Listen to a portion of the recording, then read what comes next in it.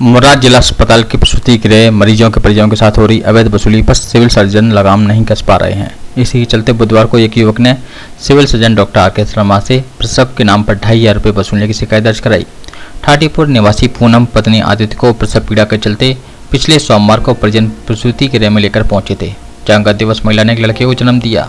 महिला के पति आदित्य ने सिविल सर्जन डॉक्टर शर्मा से शिकायत करते हुए कहा कि ड्यूटी पर मौजूद चिकित्सक ने सामान्य प्रसव कराने के नाम पर 2,500 रुपये की मांग की, जिस पर उन्होंने देने से मना कर दिया तो ऑप्शन से प्रसव करने की बात कहने लगे। इस पर उन्होंने मजबूरन 2,500 रुपये दे दिए।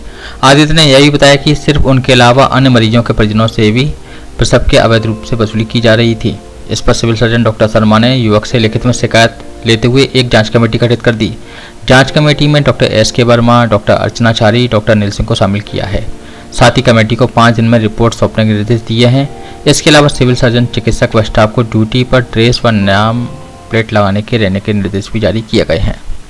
आज आपकी पत्नी के ये डिस्ट्रिक्ट हॉस्पिटल मुरार में भर्ती हैं और जच्चा खाने मुरार में, और इनके बच्चा हुआ है, तो क्या समस्या आपके साथ आई?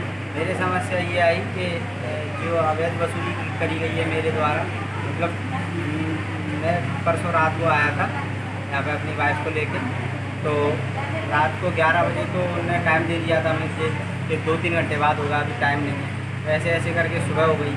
सुबह उन्होंने बोला कि आपके बच्चा होने में समस्या आ रही है, आप हमारी सेवा कुछ कर दो, हमें कुछ कर दो तो आपकी नॉर्मल डिलीवरी हम कर देंगे, अन्यथा आपको समस्या है। कितना पैसा आपसे दिया? तो इनने हमसे मांगा 2,500 रुपये। 2,500 रुपये आपने दे दिया? हमने पैसे उनको दे दिए। किसको दिया? डॉक्टर को दिया या नर्स को? नर्स को? हाँ, नहीं, जो मैडम थी वहाँ। डॉक्टर को? हाँ, डॉक्टर की क्या दी हमें तो पता नहीं, क्योंकि देखने में सब जैसे लगते। तो आप ये सोचते हैं कि यहाँ पर जिला चिकित्सालय मुरार के जच्चा खाने में केवल गरीब लोग ही आते हैं मुश्किल से, और इस तरह से ये 2,500 रुपये आपके लिए कितना महत्व रखता है? मेरी 5 दिन की तनख्वाह है, 5 दिन मेरी की दुकान की। आप क्या छोटी सी दुकान है मोबाइल की, तो उसमें 5 दिन में मैं कमा पाता हूँ। आप प्रशासन से क्या कहना चाहेंगे कि ऐसे लोगों के विरुद्ध क्या होना चाहिए? उनके विरुद्ध आपको प्रशासन तो समझदार है कि वो क्या कार्रवाई करेंगे, वो उनकी जिम्मेदारी है, मैं उसमें कुछ नहीं होता। आप मानते हैं कि ऐसे लोगों के विरुद्ध कार्रवाई होनी चाहिए और ऐसा किसी के साथ होना भी नहीं चाहिए, क्योंकि सरकारी अस्पताल इतने वो नहीं है VIP जिन यहाँ पे आके कोई मजबूरी में ही आता है। अगर पैसे वाले हम होते या कोई होता और तो क्यों आता सरकारी अस्पताल? इसी कारण आता है कि थोड़ी सरकार से मदद हो जाए और जो है कि राहत में तो अपने काम हो जाए। तो कहीं ना कहीं विभाग यदि ऐसे लोगों को के विरुद्ध वैधानिक कार्रवाई करते 2-1 लोग के विरुद्ध, तो भविष्य में दूसरे भी ऐसा दुस्साहस नहीं कर सकेंगे। आप ये सोचते हैं? तो अब ऐसे कार्रवाई करें तब तो, वरना ये तो ऐसे ही रोज की अवैध वसूली कर रहे हैं और पता नहीं कितने रुपए दे रहे हैं। हमसे 2,500, किसी से 5,000 रुपये दिए होंगे, किसी से 10 भी दिए होंगे, और कोई देने लायक है, कोई नहीं है देने लायक। आप मानते हैं कि ये जो नर्सिंग स्टाफ जो रिश्वत ले रहा है इस तरह से, तो इसमें डॉक्टर का भी कहीं ना कहीं जुड़ा हुआ हिस्सा हो सकता है? उनकी वो होगी मर्जी, कैसे क्या चलता है, क्योंकि उनके बिना चल ही नहीं सकता।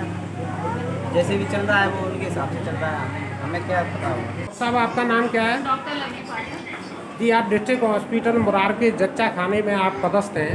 यहाँ पर एक पेशेंट की आप वर्तमान में इस समय ड्यूटी कर रही हैं। यहाँ पर एक पेशेंट की शिकायत है कि नर्सों के द्वारा लेबर रूम में अवैधानिक रूप से वसूली की जाती है। इस बारे में आप क्या कहना चाहेंगे? क्या आपके संज्ञान में ये बात कभी आई? देखिए, पहली बात तो करप्शन दोनों तरफ से होता है। अगर हमारे सामने हमारी ड्यूटी हमारे रहते हुए कोई भी पेशेंट से पैसे नहीं मांगे जाते, लेकिन अगर हमारे पीठ के पीछे ऐसा कुछ हो रहा है तो उसके लिए ये बिल्कुल ही निंदनीय अपराध है। उसके लिए जांच कराई जाएगी। अगर कोई भी अपराधी पाया गया तो उसके लिए कार्रवाई की जाएगी। आप मानती हैं कि यहाँ पर एक लेडीज भर्ती है, उसके लड़का हुआ है, उसके परिवार वालों की ये शिकायत है कि रात में 2,500 रुपये की वसूली अवैध रूप से एक नर्स द्वारा की गई, तो ये कहीं ना कहीं संगीन अपराध की श्रेणी में आता है और ऐसे लोगों के विरुद्ध वैधानिक कार्रवाई होनी चाहिए। बिल्कुल होनी चाहिए।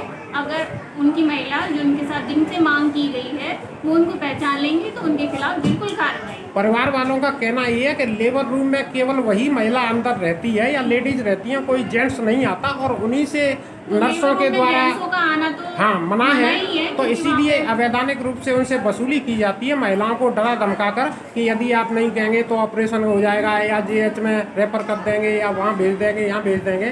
तो ये कहीं ना कहीं गलत है। आप इस चीज़ को मानती हैं? जी बिल्कुल मानते हैं। अगर आपसे उस टाइम पे कोई ऐसा कुछ बोल रहा है तो आप तुरंत ड्यूटी डॉक्टर पे जो उपस्थित डॉक्टर है उसको बोलिए, आप उसके प्रति कार्रवाई भी होगी और तुरंत ही उसको देखा जाएगा। कहीं पेशेंट की शिकायत है, वहाँ पर एक महिला भर्ती है जच्चा खाने मुरार में, जिसके के बच्चा हुआ है और उसके पति ने ये शिकायत की है, वो नदी पार टाल पे रहता है, कि वहाँ पर अवैध रूप से नर्सों के द्वारा पैसा लिया जा रहा है और 2,500 रुपये की उससे वसूली की गई है सर।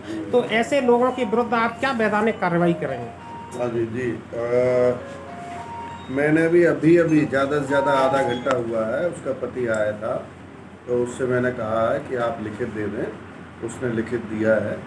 अब मैं नियमानुसार शिकायतकर्ता में जो है एक कमेटी बनाई जाती है और वो कमेटी में बनाऊंगा और वो पूरा देखेगी कि कहाँ किससे कितने पैसे लिए गए हैं या उसके हिसाब से फिर आगे जो भी दंड निर्धारित होगा 100% इसमें दंड मिलेगा। सर आप डिस्ट्रिक्ट हॉस्पिटल मुरार के एक जिम्मेदार प्रशासनिक अधिकारी हैं और एक सहृदय हैं, तो एक गरीब लोग ही यहाँ पर गवर्नमेंट हॉस्पिटल में आते हैं और इस तरह से ये अवैध वसूली किया जाना, नर्सों को सरकार पेमेंट दे रही है, तनख्वाह दे रही है, तो कहीं ना कहीं ये मानवीय आधार पर भी सर गलत है। आप क्या कहना है? 100% इसी क्रम में जब मैं यहाँ आया था अक्टूबर में, तो मुझे दिसंबर में ऐसी शिकायतें मिली थी और उन शिकायतों में मैंने एक बहुत बड़ा काम किया था कि पूरे 16 के 16 नर्सिस को हटा दिया था। अभी तो मैं ये चूँकि व्यक्तिगत मामला आया है तो व्यक्तिगत मामले में जो है इनको व्यक्तिगत रूप से दंडित करूँगा ही,